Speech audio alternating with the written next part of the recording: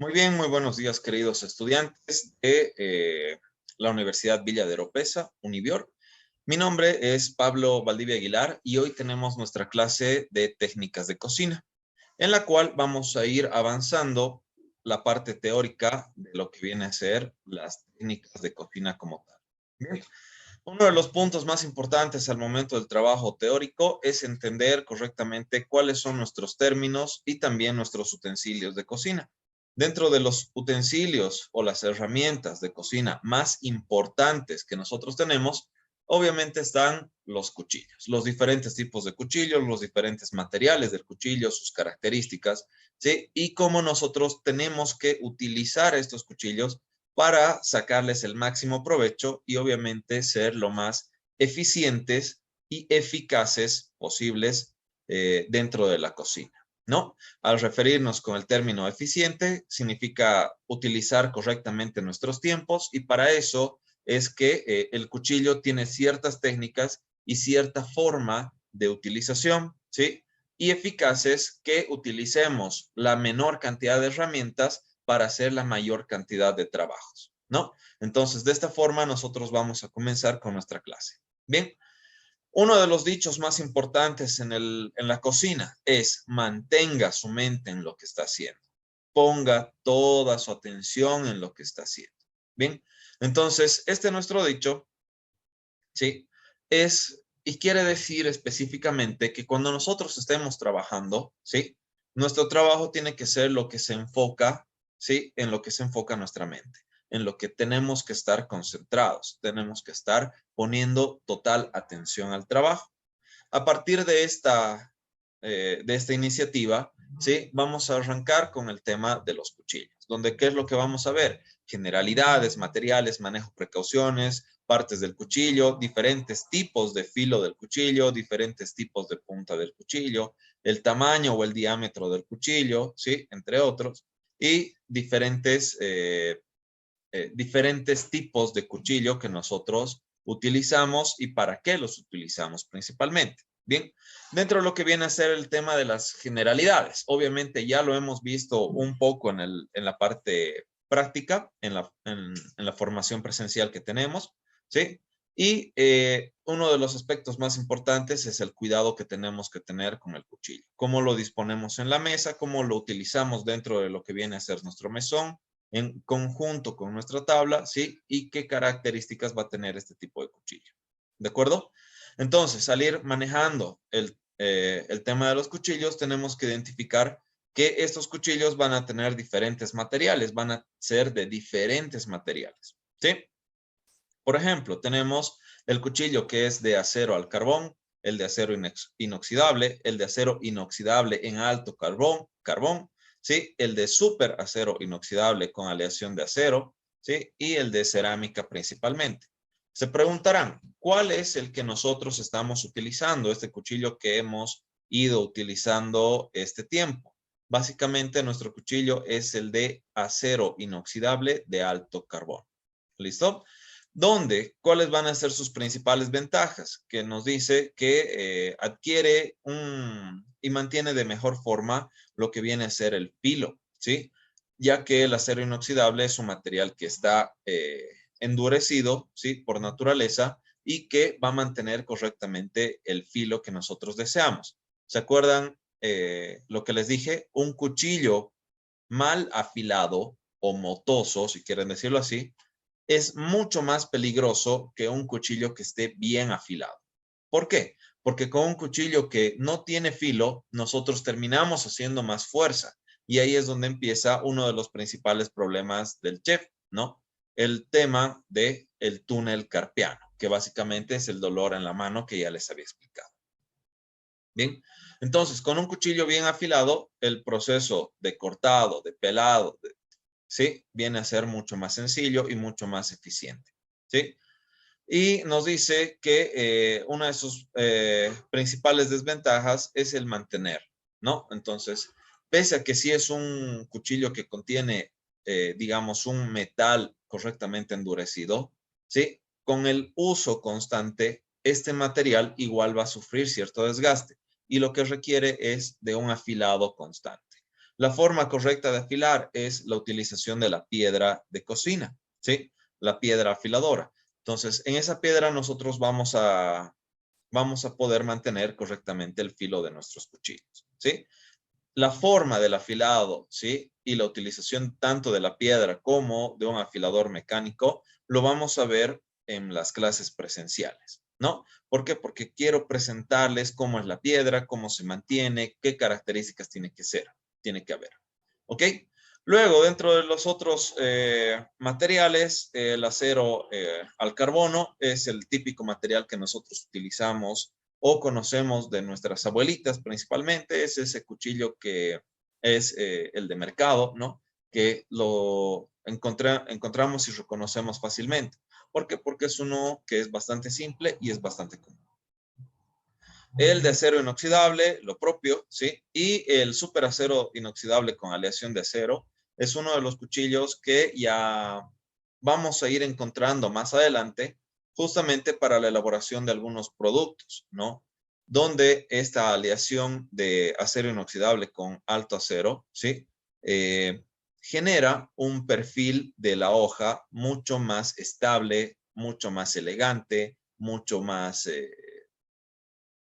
lindo, mucho más apreciable, ¿no? Entonces, justamente son estos cuchillos que nosotros vemos en las series, en las películas, en YouTube, en tutoriales de cocina, etcétera, ¿sí? Que tienen ciertas huellas, que tienen ciertas características y estos cuchillos obviamente son mucho más caros, ¿no? Y dentro de lo que vendría a ser los cuchillos que son caros, tenemos por último el cuchillo de cerámica, ¿no? Este es un cuchillo que es específicamente hermoso de por sí, ¿no? Se mantiene siempre afilado, básicamente el deterioro de la hoja es mínimo, ¿sí? Y básicamente el cuchillo es un cuchillo muy preciso, muy bien trabajado y obviamente muy, muy caro. ¿Cuál es la única desventaja del cuchillo de cerámica? Que es muy frágil, ¿no? Hay que tener muchísimo cuidado porque el cuchillo no tiende a ser muy flexible, por lo tanto el cuchillo puede llegar a partirse o puede llegar a romperse, ¿no? Incluso un golpe en una mala postura, ¿sí? El cuchillo termina fracturándose, lo cual obviamente es una gran desventaja, ¿no? Es un cuchillo que hay que tener mucho, pero mucho cuidado. ¿Ok? Luego, el transporte y el cuidado correcto de nuestro cuchillo, ¿sí? Uno de los factores que nosotros debemos, ¿sí?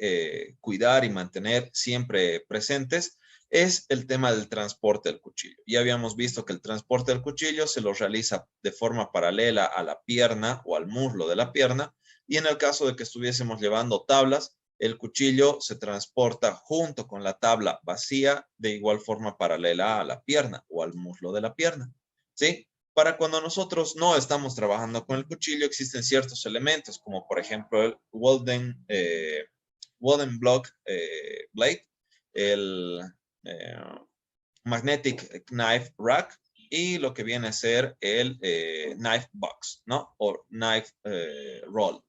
Que estos elementos lo que hacen es cuidar de que el cuchillo se mantenga en una postura correcta, ¿sí? Que no mantenga humedad y que de hecho esté en un lugar seguro en el cual nosotros no lleguemos a sufrir ningún tipo de accidentes. Bien, los tres elementos son elementos que normalmente se manejan. El día de hoy ya se maneja en todos lados, lo que viene a ser el bloque de madera, ¿sí? Es uno de los más utilizados. En cocinas que ya son de alta gama, ya se empieza a utilizar más lo que viene a ser la cinta magnética para los cuchillos, ¿sí? Entonces, esta cinta magnética se trabaja muy, muy bien, a menos de que tengamos exagerada cantidad de cuchillos pegados a esta banda metálica, ¿no? O magnética. Y por último, el estuche de cuero o la caja para transporte de los cuchillos, el knife box o el knife roll, viene a ser elementos que ya son personales, ¿no? Por ejemplo, el Nike Box viene a ser una caja que es específicamente para el transporte de un cuchillo de cerámica, ¿no? Y ya el Nike Roll, o viene a ser el estuche de cuero para enrollar, viene a ser ya un elemento donde vamos a llevar no solo uno, sino varios tipos de cuchillos, donde vamos a tener gran versatilidad en el trabajo ya son herramientas que ya vienen a ser personales y de transporte de nuestros cuchillos, ¿no? Entonces, viene a ser uno de los factores. ¿Por qué? Porque lo que tenemos que cuidar en un cuchillo viene a ser la punta y el filo principalmente, ¿ok? Entonces, estos elementos nos van a permitir mantener estas características. Ahora, veremos y conoceremos todo lo que viene a ser las partes del cuchillo. Dentro de lo que viene a ser las partes del cuchillo, vamos a encontrar las 10 partes que ya les había mencionado, donde vamos a tener la punta, la hoja, el filo, el canto o el lomo, el guardamanos, ¿sí? La vírola, la cacha, el remache, la espiga y el talón o base, ¿no? ¿Cómo nosotros identificamos estas características? ¿No? Entonces, obviamente, la parte de adelante con la cual nosotros vamos a trabajar viene a ser la parte del filo. La punta del cuchillo siempre va a estar en el extremo superior de nuestra herramienta, ya que va a tener una función principal de utilizarse en cortes que van a ser mucho más menudos y mucho más precisos, ¿de acuerdo? Acá ya vamos a ver los diferentes tipos de punta que tenemos en nuestro cuchillo y cuáles son sus funciones, y lo propio en el tema de la hoja, ¿no? En este caso tenemos una hoja que viene a ser recta, ¿sí? Con la punta en el medio. Entonces, obviamente la recta se va a mantener de esta forma. Bien. La tercera parte viene a ser el lomo o canto. Viene a ser la parte superior de nuestro cuchillo. Es la parte que no contiene filo, ¿sí? Como tal. Luego de esto tenemos el guardamanos, que hemos dicho es la parte que nos va a proporcionar confort al momento del trabajo con el cuchillo, ¿sí? Y va a ser la de donde deberíamos empuñar correctamente nuestro cuchillo. Habíamos visto que no debemos empuñar el cuchillo de la parte de la hoja, sino más bien el guardamanos es la sección específica para este tipo de trabajo. Luego tenemos la vírola, que está incorporada junto con el guardamanos, ¿sí? Donde lo que nos va a dar la vírola es un lugar que tiene estabilidad para nuestro cuchillo. Va a ser la parte media, ¿sí? De nuestro cuchillo, la cual le debería dar un equilibrio perfecto entre la hoja y la parte del mango de nuestro cuchillo. Bien, entonces toda esta parte que acabamos de ver viene a ser la hoja del cuchillo, lo que acabamos de ver. Ahora vamos a trabajar con la parte de la empuñadura. En la empuñadura, obviamente, vamos a compartir lo que viene a ser la parte de los remaches, ¿sí? Tenemos los remaches que van a ayudar a que la espiga que está en medio, básicamente vendría a ser una continuación de la hoja que va por en medio de la empuñadura, ¿sí? Donde vamos a tener la espiga. Entonces, va a ayudar a que sea una sola pieza entera de cuchillo, ¿sí? Hasta la parte de atrás. Entonces, estos remaches simplemente van a ajustar lo que viene a ser la espiga al mango de nuestro cuchillo. ¿Listo? Por último, tendríamos lo que viene a ser el talón. Bien, entonces hemos visto los remaches, la espiga y el talón. Todo esto vendría a ser lo que viene a ser el mango, ¿sí? O la empuñadura de nuestro cuchillo. ¿Alguna duda respecto a lo que viene a ser las partes del cuchillo? Es importante que ustedes las conozcan por el hecho de que tenemos diferentes tipos de cuchillo. Como por ejemplo, ya les había explicado, ¿sí? El tipo de cuchillo que nosotros estamos manejando en las clases presenciales no contiene lo que viene a ser los remaches, ya que es un guardamanos, ¿sí?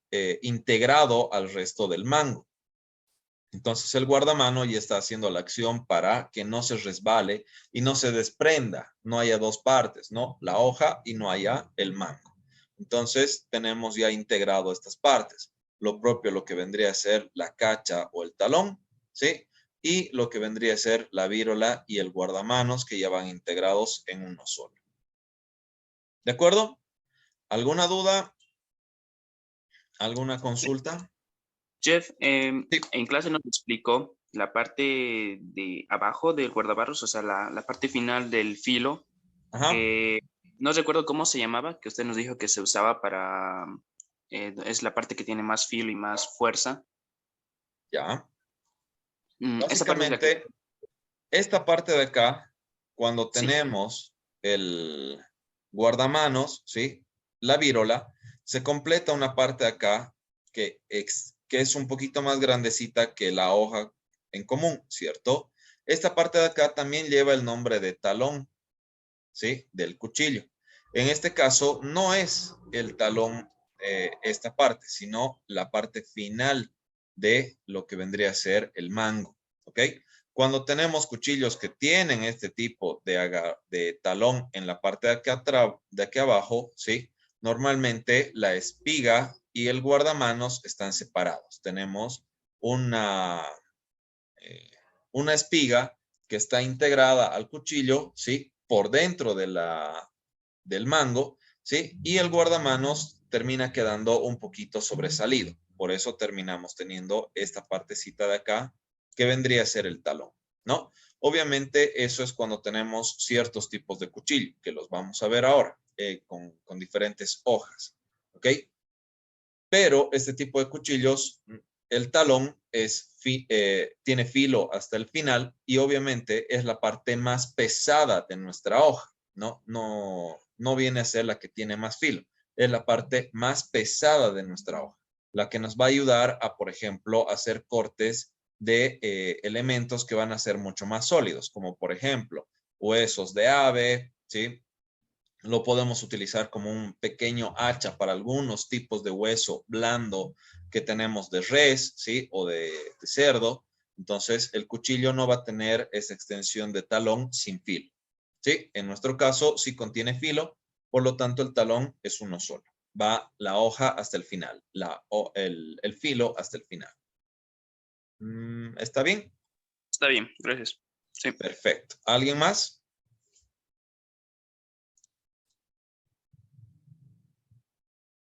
Muy bien.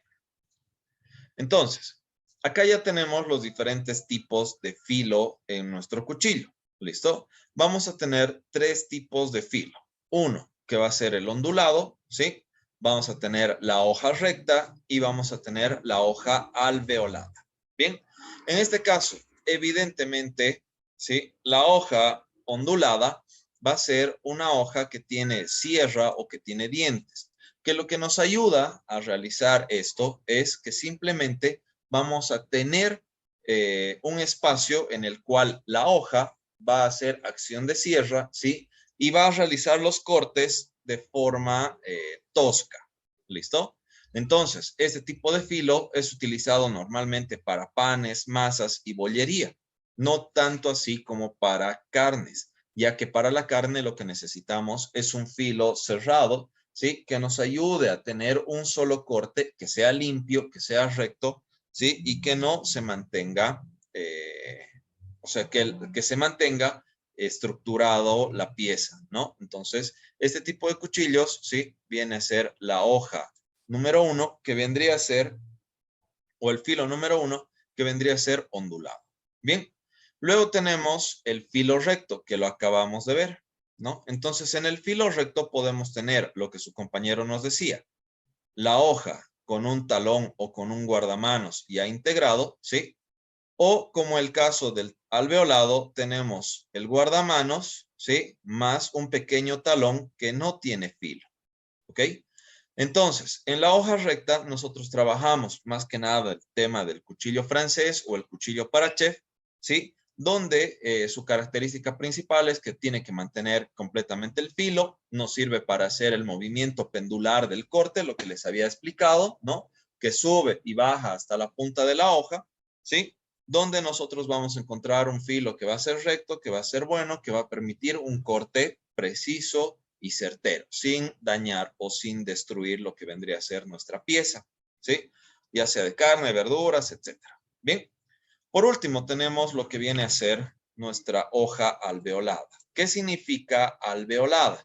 Que tiene una forma curva y que normalmente se entra y que vuelve a bajar, ¿no? Entonces, no está recta la hoja y simplemente lo que hace es bajar, volver a subir y bajar de nuevo. ¿Ok? Entonces, esta hoja tipo alveolada sí tiene un talón en la parte de abajo que no contiene filo. Este tipo de hojas normalmente son mucho más flexibles que las dos anteriores, ¿sí? Y nos permite realizar un fileteado mucho más fino. Básicamente, este tipo de hojas son especiales para filetear pescados, mariscos, ¿sí? Y carne de ave, que si se dan cuenta, su estructura organoléptica es mucho más estable, ¿sí? Mucho más delicada. Y una vez que yo realizo el corte, y si el corte no tiene una forma correcta, la pieza de carne se va a lastimar. ¿Listo? Una palabra que tienen que ir conociendo y que tienen que ir aprendiendo, ¿sí? Organoléptico. Básicamente es la descripción de cómo es ese producto. ¿Listo? Por ejemplo, la descripción organoléptica de un tomate va a ser que la piel exterior es dura, la pulpa, ¿sí? Interior es blanda pero firme y la semilla de adentro del tomate, ¿sí?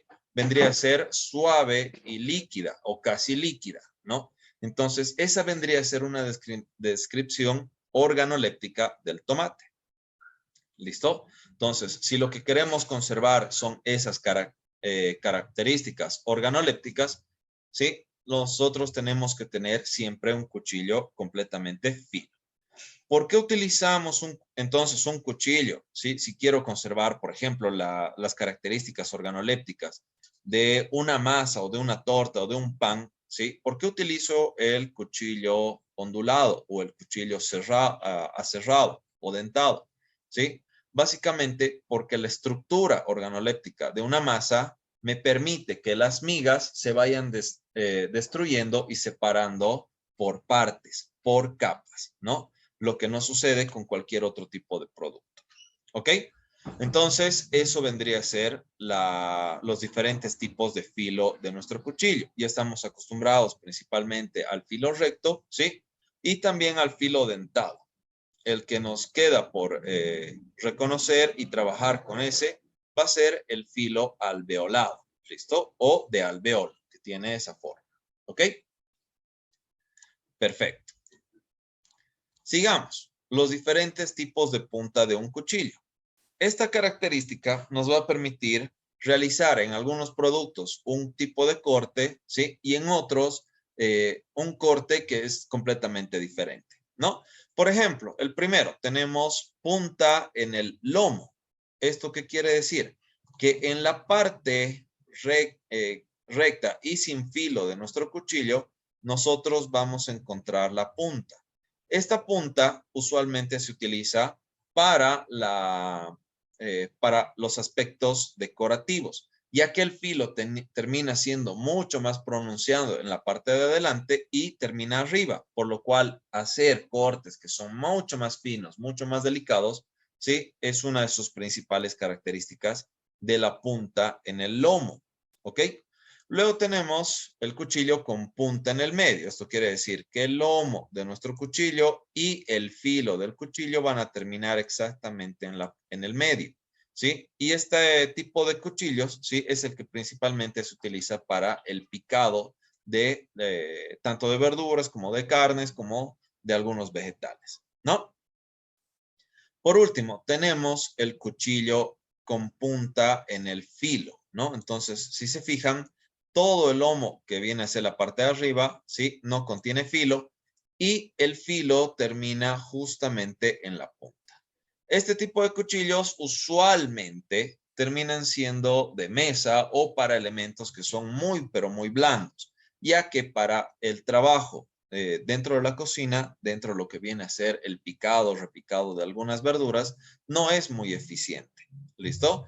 Pero sí que tiene usos más importantes al momento de la elaboración, por ejemplo, o con el trabajo, principalmente con el tema de salsas, con el tema de aderezos, con el tema de sopas, consomés, caldos, ¿sí? Entonces, por el hecho de que la punta es mucho menos afilada que de las dos anteriores, ¿ok?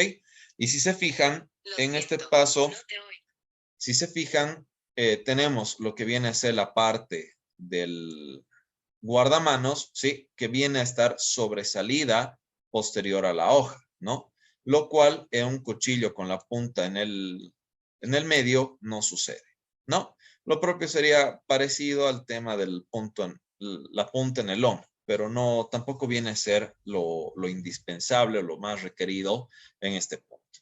¿De acuerdo? Entonces, estos vienen a ser los diferentes tipos de punta que tenemos en los cuchillos. Luego tenemos las dimensiones de nuestros cuchillos. Bien, normalmente el cuchillo de fruta o el cuchillo pelador que nosotros conocemos como cuchillo puntilla va a tener un tamaño máximo de 20 centímetros, que viene a ser esto, ¿no? Que viene a ser justo lo que hemos estado trabajando y hemos ido viendo. ¿Sí? Nuestro cuchillo pequeñito, el cuchillo puntilla, viene a tener aproximadamente ese tamaño.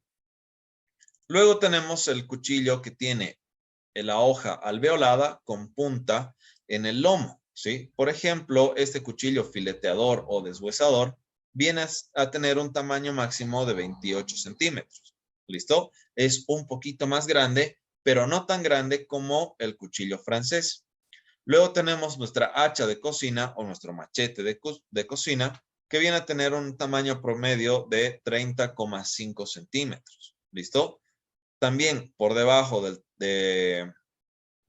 del cuchillo de chef, ¿sí? Y del cuchillo con hoja dentada, ¿sí? Ya que este tiene que ser mucho más pesado y mucho más compacto para poder realizar cortes a elementos que sean muy duros, como por ejemplo huesos de res, ¿no? Luego tenemos nuestro cuchillo dentado, que viene a ser el de pan, ¿sí? Que tiene la punta en el filo, ¿sí? Y este cuchillo tiene una dimensión de 33 centímetros, ya que para la elaboración de tortas, ¿sí? Lo más usual es que las masas terminen teniendo un tamaño aproximado de 30 personas. Entonces, con 33 centímetros, la hoja puede terminar rebanando por completo la cabeza de una torta, ¿sí? Y ayudando de esta forma al emparejado, ¿sí? De nuestras masas. Y ya conocemos lo que viene a ser nuestro famoso cuchillo de chef o el cuchillo francés, que va a tener desde la punta de la hoja hasta el talón del mango, ¿sí?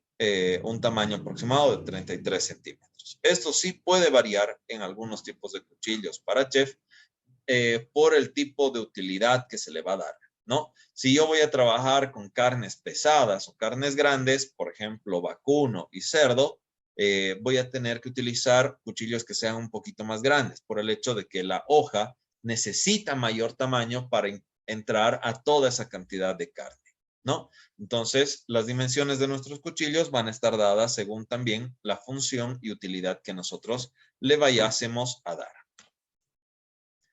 Ahora, tenemos diferentes tipos de cuchillos. ¿Listo?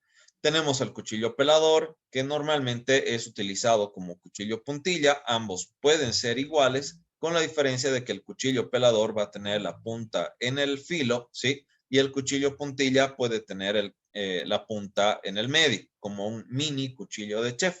¿Listo? La diferencia es que la hoja tiene que ser más flexible y simplemente tiene que ser más pequeña, ¿no? Luego tenemos el cuchillo deshuesador, que ya hemos dicho que tiene la hoja alveolada. Tenemos el cuchillo para trinchar, que ya es un cuchillo mucho más delgado, pero del mismo tamaño de un cuchillo de chef, ¿sí? Pero mucho más delgadito. La diferencia radica en que el filo del cuchillo trinchador va a ser mucho más preciso, ya que este cuchillo lo vamos a llegar a utilizar delante de nuestros comensales, ¿sí? El trinchado de un producto siempre se realiza en salón, vale decir, delante del comensal. Va el camarero o el mesero, ¿sí? Y comienza a realizar el trinchado, por lo que el cuchillo debe estar muy bien afilado. ¿Listo? El cuchillo salmonero o el cuchillo longeador. Este cuchillo normalmente tiene pequeños alveolos dentro de la hoja que le van a permitir la realización de cortes, ¿sí? De productos que son delgados, finos, ¿sí? Y nos van a sacar capas que son muy, muy, muy precisas, ¿no? Entonces, el largo, por ejemplo, del cuchillo salmonero o del cuchillo longeador, ¿sí? Es de aproximadamente 37 centímetros. Se imaginan, son 5 centímetros más largo que el cuchillo de chef normal. ¿Listo? Entonces, a partir de esto, nosotros, por ejemplo, dentro del aula, vamos a poder ver cada uno de estos cuchillos. Tengo el maletín, ¿se acuerdan? La otra vez lo llevé al aula, sí, pero no lo pudimos usar por cuestiones de tiempo. Bien. Luego tenemos la espátula. Esta vendría a ser una de las pocas excepciones que tenemos a los cuchillos, ya que no contiene filo, ¿sí? Y su característica principal es la flexibilidad, tanto para poder volver a alzar cualquier insumo que esté pegado en nuestra mesa, o simplemente como un agente alisador o determinado de nuestros decorados, ¿no? Luego tenemos el tenedor o trinche, que en realidad este sí contiene filo, pero tenemos 2 puntas o hasta 3 puntas de nuestro trinche. Luego tenemos nuestro famoso cuchillo de verduras, ¿sí? Que es un cuchillo que es pequeño, similar al cuchillo de chef, pero con la característica de que tiene que ser más pequeño. No necesita precisamente ser mucho más delgado ni flexible, porque las verduras terminan teniendo una cierta consistencia, ¿sí? Una característica organoléptica similar entre sí. Luego tenemos el cuchillo chuletero, que es un cuchillo que tiende a tener una punta, principalmente la punta, que es más afilada y la parte del centro es un poco más tosca para poder realizar cortes en partes profundas, ¿sí? Y que la parte tosca pueda cortar el resto del peso de lo que estamos trabajando, ¿no? Tenemos un segundo cuchillo fileteador, que es más delgado, es mucho más flexible, ¿sí? Y este principalmente se utiliza para filetear carnes pesadas, como ser el vacuno y como ser el cerdo. El cuchillo de chef, que a los cocineros, el cuchillo jamonero, que se utiliza principalmente para la elaboración, o perdón, para el área de charcutería. La charcutería es el área que se encarga de la elaboración de todo tipo de embutidos, ¿sí? Que conllevan agentes grasos y conservantes, ¿no? Entonces, el cuchillo jamonero me va a permitir sacar lonchas bastante finas de tanto de jamón como de queso, como de salame, como también de jamón serrano y otras de sus variaciones. Bien, el cuchillo panero o el cuchillo aserrado, ¿sí? El cuchillo santoku, que tiene una característica que es el trabajo del cuchillo se centraliza más que nada en la parte del talón del cuchillo. Va a ser esta la punta más fila de nuestro cuchillo, ¿sí? Y el trabajo se realiza similar al del cuchillo de cocinero o al cuchillo de chef. ¿Listo? Por último sería nuestra hacha de cocina, que es la más pesada y sirve principalmente para la realización de los cortes de materias que son duras o sólidas dentro de la cocina, como por ejemplo huesos, etcétera, ¿no? Entonces son los cuchillos que normalmente utilizamos en la cocina. Ahora, ¿todos estos pueden llegar a ser reemplazados por el cuchillo de chef? Sí, por supuesto. Pueden llegar a tener más o menos la misma utilidad, ¿sí? El cuchillo de chef con todos los demás. Obviamente, salvo ciertas excepciones, ¿no? Como por ejemplo, que la punta sea mucho más fila, que el trazo pesado pueda realizar cortes más profundos, etcétera, ¿no? Entonces, vamos a tener ciertas diferencias, ¿sí? Pero el cuchillo de chef básicamente debería o podría llegar a sustituir a todos estos otros cuchillos, ¿sí? Nombrados anteriormente. Bien. Una vez que ya sabemos cuál es la herramienta que vamos a utilizar, vamos a aprender sobre lo que viene a ser los métodos de cocción. Los métodos de cocción, ¿sí? Principalmente van a concentrarse en 3 grandes grupos: concentración, expansión y combinado. ¿Listo? Ahora, nuestro método de cocción de concentración, ¿qué quiere decir? ¿Sí? Es un método en el que nosotros vamos a utilizar calor seco, ¿sí? Para la cocción de cualquier tipo de alimento. Este calor seco incluye el hecho de que nosotros no deberíamos agregar ningún líquido o ningún medio líquido para la elaboración o para la tecnificación de este método, ¿no?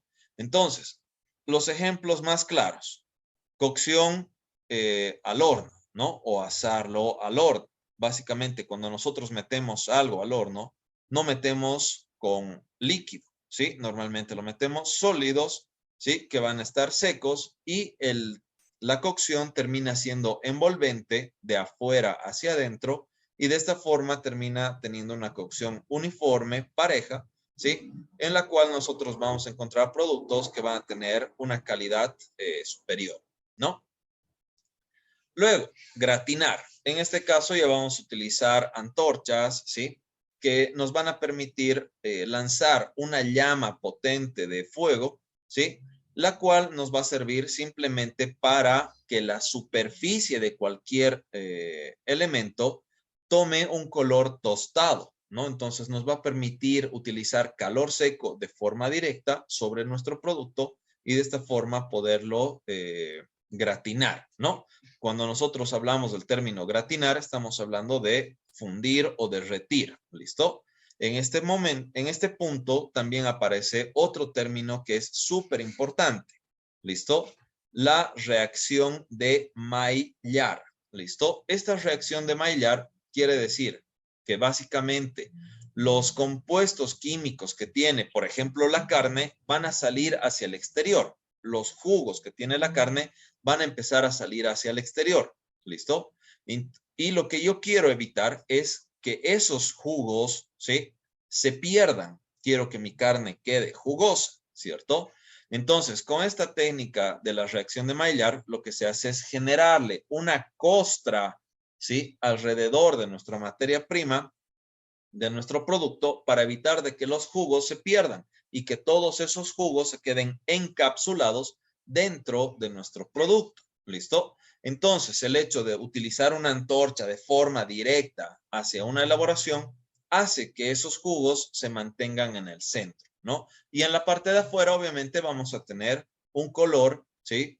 Que va a ser mucho más llamativo, vamos a tener una técnica que va a ser mucho más interesante al momento de la presentación de algunos productos, ¿sí?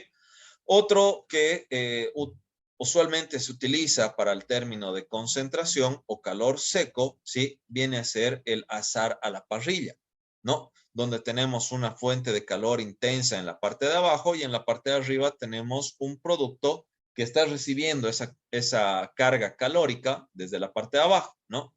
Y lo mismo pasa con la reacción de Maillard en el tema de la parrilla, ¿cierto? Ponemos nuestra carne a la parrilla, ¿sí? Y en la parte de abajo se empiezan a marcar las líneas de las barras de nuestra parrilla. Esto quiere decir que simplemente, ¿sí? En la parte de abajo se está generando la costra para evitar de que los jugos se salgan o escapen de nuestra parrilla. O perdón, de nuestra carne, ¿no? Y lo propio sería el asar a la plancha, solo que en este caso no tenemos fuego directo, pero aún así no se debería utilizar ningún agente graso dentro de una plancha. Entonces, si nosotros hiciéramos eso, ya no vendría a ser una técnica de concentración o calor seco. ¿Listo? Ahora, estas técnicas se tienen que ustedes ir acordando constantemente. Cuando nosotros utilizamos una técnica de concentración, significa que no debería incorporarle ningún tipo de líquido. ¿Listo? Ahora, en la técnica de expansión quiere decir lo contrario. En este caso, vamos a utilizar un medio líquido para ayudar a que nuestro producto o nuestro proceso, ¿sí? Se complete. Por ejemplo, el tema de cocer en agua. Lo que hemos visto con los fondos es simplemente una reacción de maceración. ¿Qué es la maceración? Es que los productos le transfieran aromas, colores y sabores, ¿sí? Todos sus agentes químicos de ese producto o de esos productos al líquido que nosotros queremos, ¿sí? Cocinar. Entonces, por ejemplo, en el caso de un fondo, ¿qué es lo que hemos hecho? Hemos incorporado nuestro mirepoix, ¿sí? Hemos incorporado nuestro bouquet garni, hemos incorporado nuestra proteína, ¿cierto? Entonces, ¿qué han hecho esos productos? Han sido, ¿sí? Extraídos a través del agua todo lo que viene a ser sus agentes saborizantes, colorantes, ¿sí? Y aromatizantes. A ese proceso físico, químico, de transferir de un producto sólido a un líquido, ¿sí? Esos agentes, ¿sí? Aromas, colores y sabores, se llama maceración. cuando yo realizo esta técnica, lo que estoy buscando es que el líquido sea el que se quede con los aromas, con los colores y con los sabores. Exactamente lo que hemos hecho con la técnica o con la elaboración, por ejemplo, de los fondos, ¿cierto? Ahora, dentro de esta técnica de expansión, nosotros tenemos diferentes otros procesos. Hemos visto el de cocer en el agua.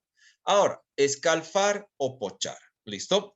Cuando nosotros escalfamos un producto, en este caso vendrían a ser estos tomates, los que estamos escalfando, lo que buscamos es que no llegue a cocinarse el producto, porque un tomate cocinado, ¿sí?, en agua no va a tener sus mismas características. De hecho, va a perder aromas, colores y sabores y se van a quedar en el agua.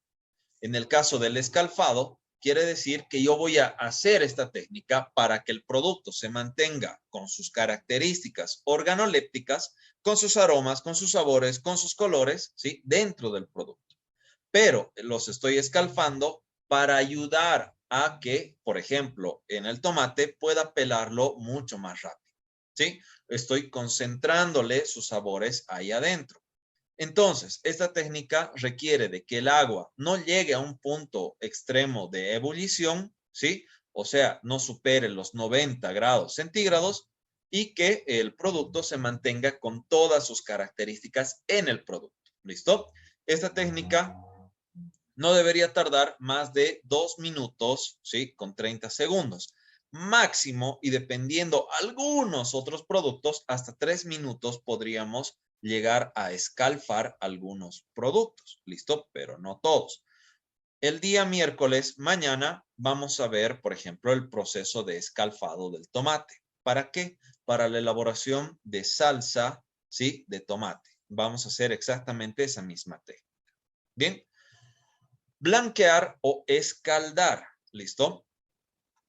El término de blanquear significa que lo que yo quiero es que el producto, ¿sí?, entre a un agua que esté hirviendo con gran intensidad, más de 90 grados centígrados, ¿sí?, donde sus aromas, colores y sabores se mantengan dentro del producto, ¿sí?, y que se cocine, pero muy rápido. Entonces, el proceso de blanqueado o escaldado es muy rápido. Debería ser muy rápido. Dependiendo la cantidad, ¿sí?, debería tardar hasta 1 minuto como máximo. Y en menores cantidades, 30 segundos o hasta menos, ¿no? Entonces, este término de blanquear nos va a servir principalmente con el tema de los brócolis para conservar su su color, ¿sí?, original. ¿Listo? La técnica también nos dice que una vez que yo he incorporado el producto al agua que está hirviendo, para evitar el sobrecocimiento, o sea, evitar de que se cocine de más y que termine volviéndose como una especie de pasta horrible, ¿sí?, voy a terminar en la técnica llevando a un bol con agua fría para cortar cocción de manera rápida. ¿Listo? Entonces, cuando yo blanqueo, ¿sí?, o escaldo algunos productos, principalmente son hojas o elementos que son verdes, tienen color verde, esa clorofila lo que hace es realzar su color, se vuelve más verde, más brillante, más llamativo, más bonito el color. Y para evitar de que ese color verde se cocine o se sobrecocine, lo que hago es sacarlo y pasarlo a un recipiente con agua fría, agua con hielo de preferencia, donde lo que va a hacer es que el agua fría va a cortar por completo la cocción y me va a mantener el producto en la mejor condición. ¿Listo? Entonces, si se dan cuenta, el método de cocción por expansión utiliza bastantes medios líquidos, ¿sí? Ahora, cocción al vapor. Pese a que el producto no está en contacto directo con el agua, tengo una fuente amplia de agua, la cual lo que va a hacer es llegar al punto de ebullición y el vapor que se genere de ese punto de ebullición va a ser el que cocine el producto, ¿sí? Obviamente es un tiempo mucho más largo al habitual, ¿sí?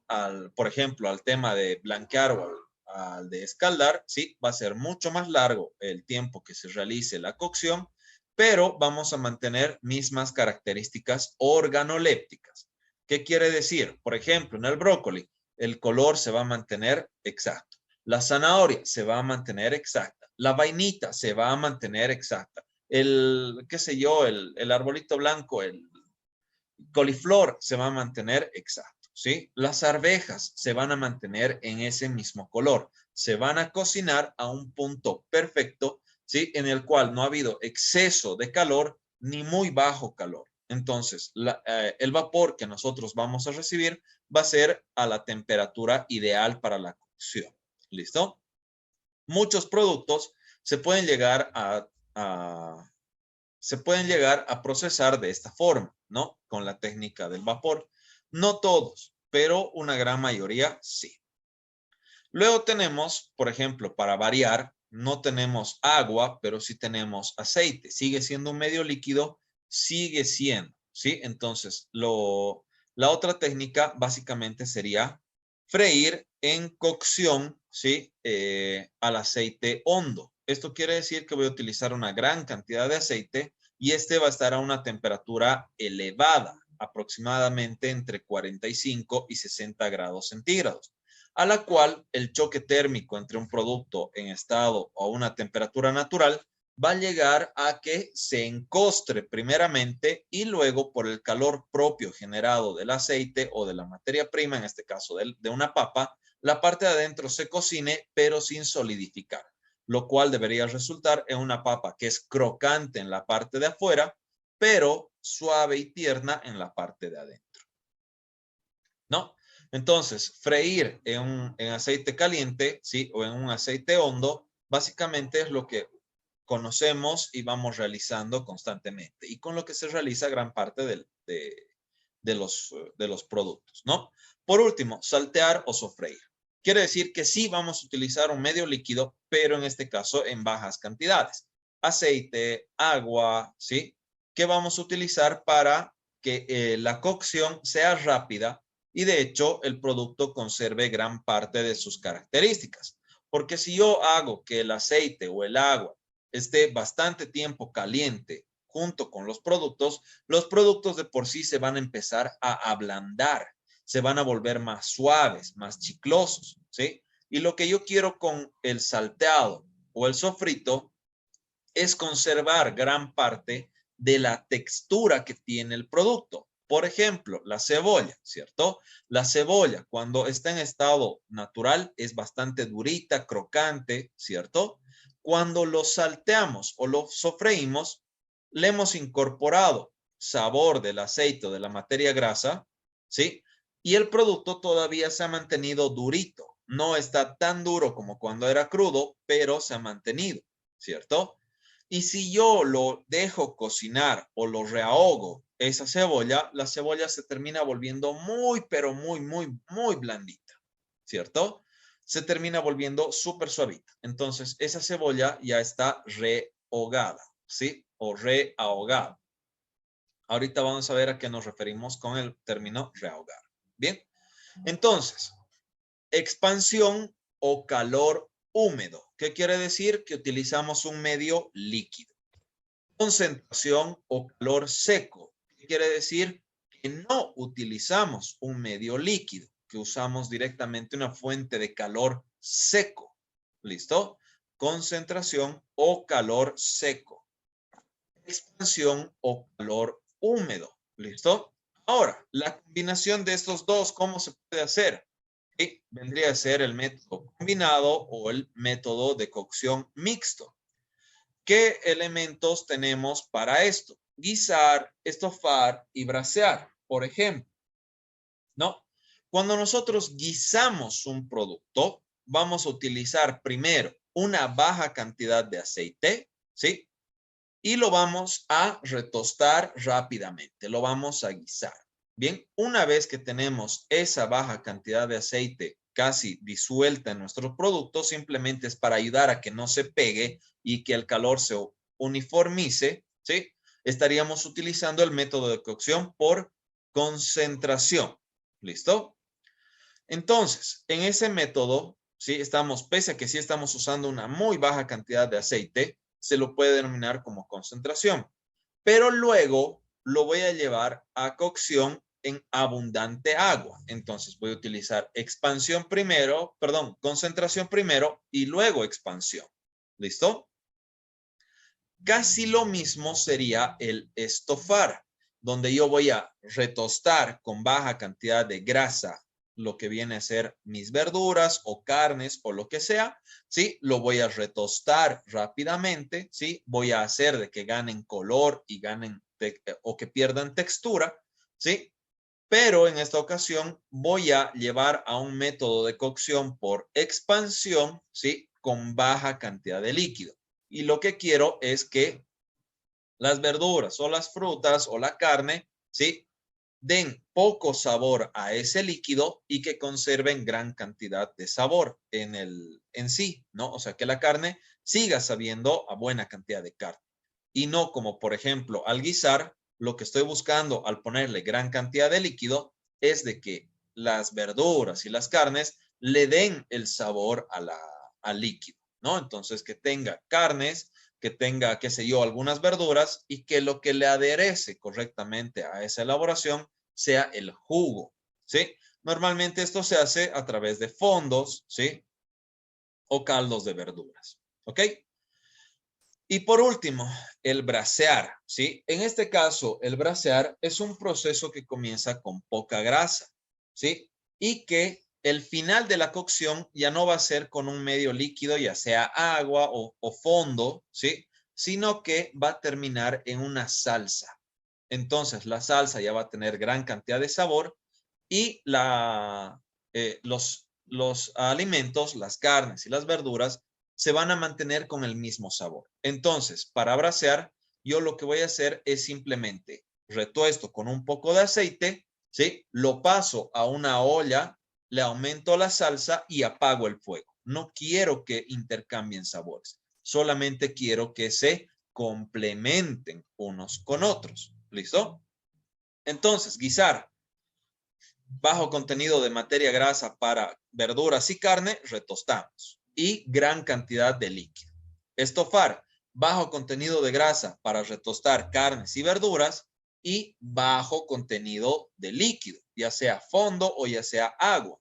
Y brasear, bajo contenido de materia grasa para carnes y verduras, retostamos, ¿sí? Y en vez de agua o fondo, terminamos con salsas. ¿Listo? Y una vez que acabamos, terminamos o apagamos por completo lo que viene a ser la llama, ¿no? Al guisar, voy a conservar todavía durante un tiempo el fuego para ayudar a que haya ese proceso de maceración, de que las verduras y la carne le aporten sabores al líquido. Al estofar, lo propio. Voy a hacer de que el líquido que sea bajo, ¿sí? Tenga ciertas características que se concentren más y que los productos no se terminen alterando gracias a la cantidad de líquido. Y brasear, ya hemos dicho, terminamos con una salsa, la cual nos va a proporcionar, ¿sí? Sabor, combinación de los sabores. ¿Se entiende? ¿Tienen alguna duda, alguna consulta, ya sea de cualquiera de los tres métodos de cocción que estamos viendo? En realidad son bastante fáciles, no es complicado. Concentración, expansión y combinado o mixto. ¿Dudas, consultas? El método de el sellado que hacen a la carne gruesa, ¿Sí? igual de concentración, porque yo Correcto. Sería concentración, ¿no? Porque el sellado no se hace en materia grasa. No deberíamos sellar una carne en aceites, ¿sí? Y cuando usamos aceites para sellar una carne, estaríamos trabajando un método de cocción mixto. ¿Listo? ¿Por qué? Porque la carne, cuando ingrese a alta temperatura con el aceite, lo que va a hacer es sellarse, ¿sí? Estaríamos utilizando un método de cocción de calor seco, primeramente, y al momento de darles la vuelta, el líquido ya se empieza a escurrir por el otro lado. Entonces, o los jugos van a empezar a escurrirse un poco por los otros lados. Entonces, ahí estamos incorporando nuestro método de cocción combinado. ¿Me dejo entender? Sí, sí. Perfecto. Sí. Pero lo principal es, por ejemplo, cuando sellamos una carne, no deberíamos sellarlo en materia grasa. Por ejemplo, lo que normalmente vemos, ¿no ven? En tutoriales de YouTube o lo que sea. Agarra un sartén, ¿cierto? Le ponen aceite o le ponen mantequilla y cuando está bien caliente, recién le ponen la carne y lo sellan por todo lado. Y luego, después de eso, mantequilla con romerito, ajo y van dándole o aportándole sabores a esa carne. Se puede, sí, pero es una técnica que está equivocada porque es método de cocción combinado. No sería concentraciones, ¿no? Entonces, por eso. ¿Alguna otra duda, chicos? ¿Alguna otra consulta?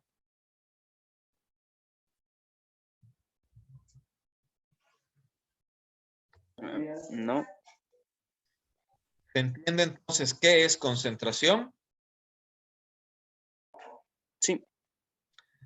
Sí. Expansión. ¿Se entiende todo? Sí, también. Y combinado. Básicamente es la utilización de ambos métodos. Primero concentración y luego expansión. ¿Listo? Por ejemplo, alguna vez ya han debido hacer albóndigas, ¿cierto? En salsa. ¿Qué es lo que se hace? Para evitar de que la albóndiga, porque es carne molida que le hemos dado forma, ¿cierto? Para evitar de que esa albóndiga se deshaga, lo que hacemos es primero sellarlo con un poco de aceite, ¿cierto? La estamos guisando. Lo guisamos, ¿sí? Lo sellamos para que conserve su forma. Y luego esa albóndiga lo pasamos a un medio líquido, ¿sí? Que va a tener gran cantidad de medio líquido. Entonces estamos guisándolo, ¿ok? Ahora, por ejemplo, un falso conejo. Estaríamos estofándolo. ¿Por qué? Porque igual, primero agarramos el falso conejo, la carne, ¿sí? La apanamos, la machucamos, ¿cierto? Y muchos lo que hacemos es agarrar y lo retostamos rápidamente en aceite, ¿cierto? Con un poco de aceite lo vamos a sellar para que el pan tome textura, sea un poco más crocante, sea un poco más rico, ¿sí? En la mordida, que tenga más presencia. Y luego de eso lo metemos a una salsa o bueno, a un fondo reducido, ¿sí? De otras verduras, ¿cierto? Pero en baja cantidad, porque no se sirve con gran cantidad de salsa, lo que viene a ser el falso conejo, ¿correcto?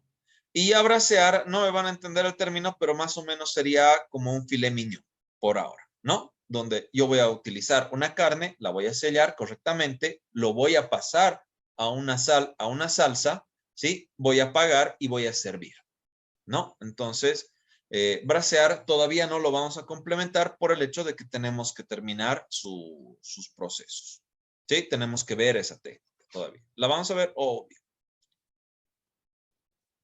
Bien, ¿alguna otra duda, chicos? ¿Algo más que quieran aclarar? ¿Que quieran que repita? ¿Que volvamos a explicar? ¿Sí? Obviamente, si esto es lo que principalmente se está explicando en la clase, ¿qué creen? Para el día jueves van a ser preguntas de examen. ¿Listo? Entonces, mejor es que aclaremos aquí y ahora nuestras preguntas que en el examen. Cuéntame, sí. ¿Cuál sería la manera correcta de sellar una carne, entonces? Deberíamos utilizar un sartén con bajo contenido graso, ¿sí? O sea, agarrar y poner más o menos una cuchara de cualquier aceite. Aceite de oliva, aceite vegetal, aceite de girasol, ¿sí? Aceite de cacahuate o cualquier tipo de aceite. Incluso mantequilla. ¿Se puede? Sí. ¿Por qué? Porque si se acuerdan, cuando hemos dicho para guisar, esto para brasear, tenemos que utilizar baja cantidad. Esto es simplemente para evitar de que el contacto del metal con nuestro producto haga un choque térmico y este se pegue a nuestro metal. ¿Listo? Simplemente nos ayuda a evitar de que se pegue uno con otro. ¿Listo? Lo ideal es utilizar solo concentración. Puedes hacerlo en una plancha sin materia grasa, en una parrilla sin materia grasa. ¿Listo? Y luego de ahí pasarlo recién a una, digamos, lo que usualmente vemos, ¿no? mantequilla clarificada con romero y un tallo y un diente de ajo, ¿no? Que sería lo ideal. Pero cuando nosotros utilizamos demasiado aceite para sellar, lo que estamos haciendo es que a ese aceite le estamos pasando gran cantidad o gran cualidad de la jugosidad de nuestra carne, ¿no? Muchos dicen, mientras más aceite se sella, mejor. No, no se sella mejor. Se pierde sabor, se pierde jugosidad de nuestra carne, ¿no? Y cuando llegamos al punto de la mordida, encontramos de que la carne está seca y está dura, ¿no? Lo cual no debería pasar con una carne. Debería terminar siendo suave, que la mordida sea suave, que se destruya en la boca, ¿no? Lo que usualmente conocemos o decimos, ¿no? Es mantequilla, se derrite en tu boca. Eso debería pasar, incluso con las carnes, con cualquier carne. Todas son referentes de un buen proceso de cocción. Todas deberían ser carnes suaves, carnes tiernas, carnes que son jugosas por dentro. Esa sería la correcta técnica de sellado. ¿Alguna otra duda?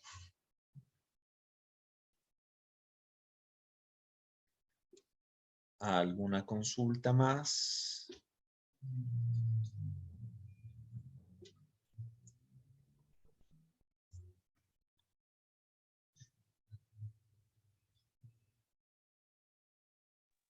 Se entendió todo.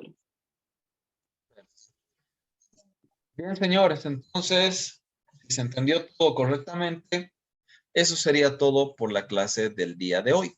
¿Listo? El día de mañana vamos a trabajar con salsas madre. Entonces, voy a necesitar de que se traigan los utensilios o los cubiertos que les había solicitado, ¿no? Que viene a ser el cuchillo de mesa, cuchara, cucharilla y tenedor. ¿De acuerdo?